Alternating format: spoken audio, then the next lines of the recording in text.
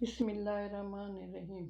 حضرت آدم سے لے کر حضرت نوح کے درمیانی زمانہ تک توحید پرستی کے علاوہ کوئی واضح شریعت نہیں تھی۔ وید، سوا، یاغوت، نصر جن کا ذکر سورہ نوح میں آتا ہے، یہ سب توحید پرست اور اللہ کے عبادت گزار بندے تھے۔ ان کے مرنے کے بعد لوگوں نے یادگار کے طور پر پہلے تو ان کی تصویریں بنائیں اور پھر ایک زمانہ گزرنے کے بعد رفتہ رفتہ ان کی پوجا شروع کر دی، جس سے بت پرستی کے رواج کو فروغ ملا۔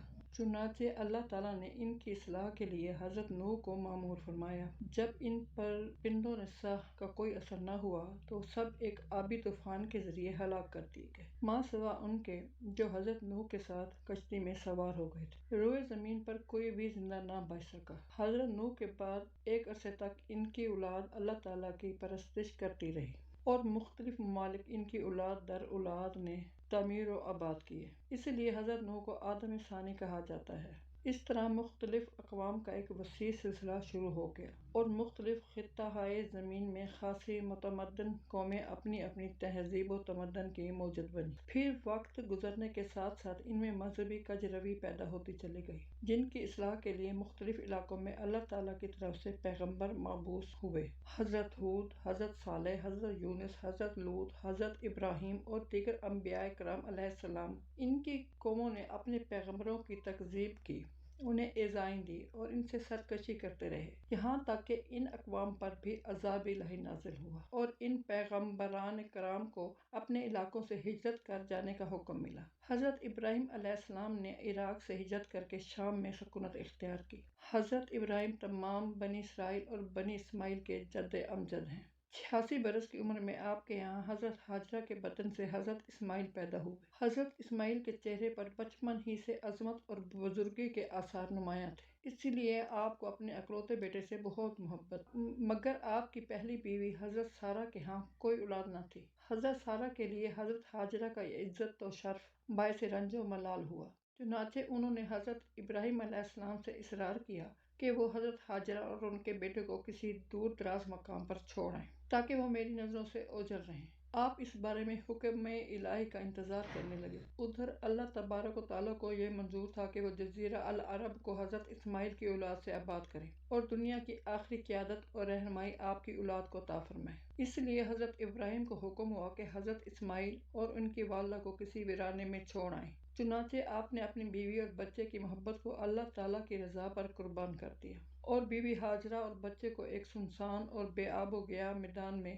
لا بٹھایا۔ یہ وہی جگہ ہے جہاں آج مکہ معظمہ آباد ہے۔ حضرت ابراہیم نے ان دونوں کو وہاں چھوڑا اور ان کے پاس کچھ کھجوریں اور پانی کا مشکیزہ رکھ دیا۔ جب وہ واپس ہونے لگے تو حضرت ہاجرہ نے شوہر کا دامن پکڑ لیا اور پوچھا کہ ہم کو تنہا کس کے سہارے چھوڑ کر جا رہے ہو؟ حضرت ابراہیم نے کہا، میں تمہیں اللہ کے سپرد کرتا ہوں اور جو کچھ کر رہا ہوں میرے رب کا حکم ہے۔ اتنا سننا تھا کہ بی بی ہاجرہ کا دل مطمئن ہو گیا اور انہیں اپنی سلامتی کا کامل یقین ہو گیا۔ حضرت ابراہیم نے آسمان کی طرف نظر اٹھا کر دعا مانگی، اے اللہ، میں تیرے حکم سے اپنے نور نظر کو اس بے آب و گیا میدان میں چھوڑے جاتا ہوں۔ ان بے کسوں کا تو ہی نگہبان ہے، تو اپنے فضل و کرم سے بعض لوگوں کو ادھر متوجہ کر دے اور ہر قسم کے پھلوں سے ان کو روزی نصیب فرما تاکہ یہ اطمینان قلب سے تیری عبادت اور شکر گزاری میں لگے رہیں۔ چند روز بعد پانی اور کھجوریں ختم ہو گئیں تو بھوک اور پیاس کی شدت سے بچے کا رنگ سفید ہو گیا۔ ماں سے بچے کے تڑپنے کی یہ کیفیت نہ دیکھی گئی اور وہ بے قرار ہو گئی۔ انہیں اللہ تبارک و تعالیٰ پر مکمل بھروسہ تھا، اس لیے مایوس نہ ہوئی۔ بچے کو زمین پر لٹا کر خود قریب کی پہاڑی صفا پر جا چڑھی تاکہ کوئی راہ گیر یا قریب آبادی دکھائی دے اور بچے کے لیے کچھ پانی مل جائے، مگر نہ تو انہیں کوئی آدمی نظر آیا اور نہ ہی کہیں پانی کا کوئی نشان ملا۔ بے قرار ماں بچے کو دیکھنے کے لیے نیچے اتریں اور بچے پر ایک نظر ڈالنے کے بعد سامنے کی پہاڑی مروہ پر جا چڑھیں۔ جب وہاں بھی کچھ نظر نہ آیا تو پھر نیچے اتریں اور بچے پر نظر ڈالتے ہوئے پہلے کی طرح دوڑ کر پھر صفا پر جا چڑھیں۔ اس طرح بے چینی کے عالم میں انہوں نے 7 بار صفا سے مروہ اور مروہ سے صفا تک چکر لگائے۔ آخر صرف اللہ کی ذات کا سہارا باقی رہ گیا تو رحمت خداوندی جوش میں آ گئی اور حضرت اسماعیل کی ایڑیوں کی رگڑ سے وہاں پانی کا چشمہ ابل پڑا۔ ایک روایت میں ہے کہ بی بی ہاجرہ جب 7ویں بار مروہ پر چڑھیں تو انہیں بچے کے پاس سے ایک آواز سنائی دی۔ آواز سن کر جب وہ نیچے اتریں تو اسماعیل کے پاؤں میں شفاف و شیریں پانی کا چشمہ دیکھ کر حیران رہ گئیں۔ چشمے کا پانی جب ابل ابل کر بہنے لگا تو حضرت ہاجرہ اس کے گرد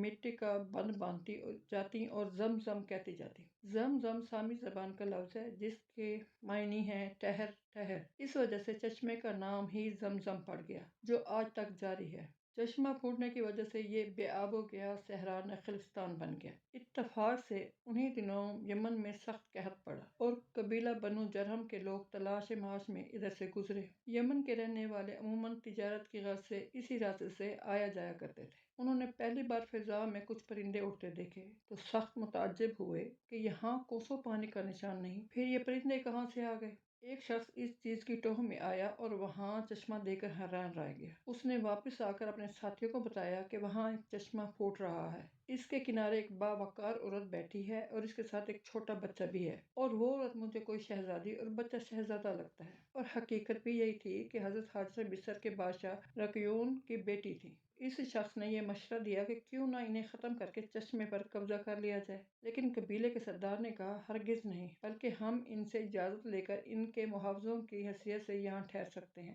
چنانچہ حضرت حاجرہ سے اجازت لے کر قبیلہ بنو جرہم وہاں ٹھہر گیا اور حضرت اسماعیل اس قبیل میں پل کر جوان ہوئے۔ رفتہ رفتہ اس بے آب و گیا وادی میں ایک شہر آباد ہوتا چلا گیا جو آج مکہ معظمہ کے نام سے عالم اسلام کے لیے ایک متبرک شہر ہے۔